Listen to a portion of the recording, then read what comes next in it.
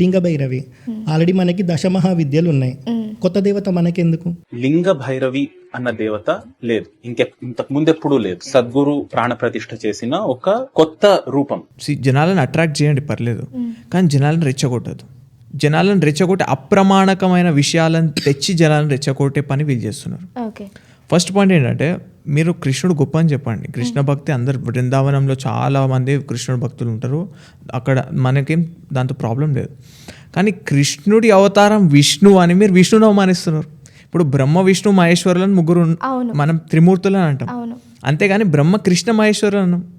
ఇప్పుడు విష్ణు సహస్రనామంలో కూడా విష్ణు సహస్రనామం ఉంది కానీ కృష్ణ సహస్రనామం లేదు. పురుష సూక్తం ఉంది, విష్ణు సూక్తం ఉంది, నారాయణ సూక్తం ఉంది, కృష్ణ సూక్తం లేదు. కృష్ణస్తు భగవాన్ స్వయం అనే వాక్యం ఉంది. అదేం కొత్త వాక్యం కాదు. వ్యాసుల వారు కూడా భగవద్గీతలో శ్రీకృష్ణ పరమాత్మని శ్రీ భగవాన్ వాచ అన్నారు, శ్రీకృష్ణ వాచ అనలే. అంటే కృష్ణుడిని మనం భగవాన్ అని అంటున్నాం, భగవంతుడి యొక్క అవతారమే అంటున్నాం, ఆయన ఏం తక్కువ అనట్లేదు.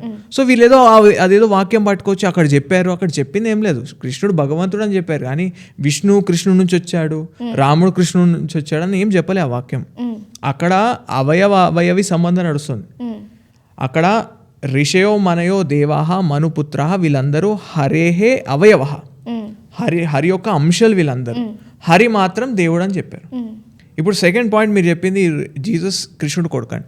కృష్ణుడు భగవద్గీత దీన్ని అడిగితే ఏమైనా దీన్ని ఎందుకు ఇలా చెప్తున్నారంటే 14వ అధ్యాయం 4వ శ్లోకం చెప్తారు. 14వ అధ్యాయం 4వ శ్లోకంలో భగవంతుడు ఏమంటున్నాడంటే, అహం సర్వ బీజప్రద అన్నారు, బీజప్రద పిత అంటే నేను మొత్తం జగత్ యొక్క కారణం నేనే అని. అందరు నా నుంచి వచ్చారని చెప్పారు. అక్కడ జీసస్ నా నుంచి వచ్చాడని చెప్పలేదు.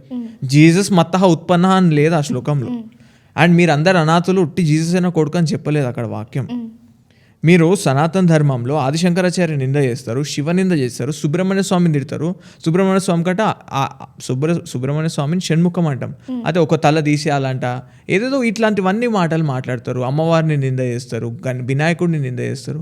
ఇంత చేసే అవసరం ఏముంది? ఎవరైనా కృష్ణుడిని ఏమైనా పల్లెతో ఒక మాట అన్నారా? మేము కృష్ణుడి గుడికి పోమా? శ్రీకృష్ణ పరమాత్మ సాక్షాత్ మా గురు, కృష్ణం వందే జగద్గురు. సో నింద చేయమని ఏ శాస్త్రం చెప్పలేదు. అలా ఒక గురువు చెప్తే, ఒక కల్ట్ చెప్తే అది తప్పు, అది పాయింట్అవుట్ చేయాలి. సనాతన ధర్మంలో ఇప్పుడు తెలుగులో మేము తప్ప ఎవరు పాయింట్అవుట్ చేయట్లేదు ఇది. సో కొంతమంది వచ్చి ఇస్కాన్ వాళ్ళు వచ్చి మీకు హాఫ్ నాలెడ్జ్ ఉందంటే, నేను హాఫ్ కాదు, మాకు జీరో నాలెడ్జ్ ఉంది. ఎందుకంటే మీకు బ్రెయిన్ వాష్ చేసిన దానిలో మాకు తెలియదు.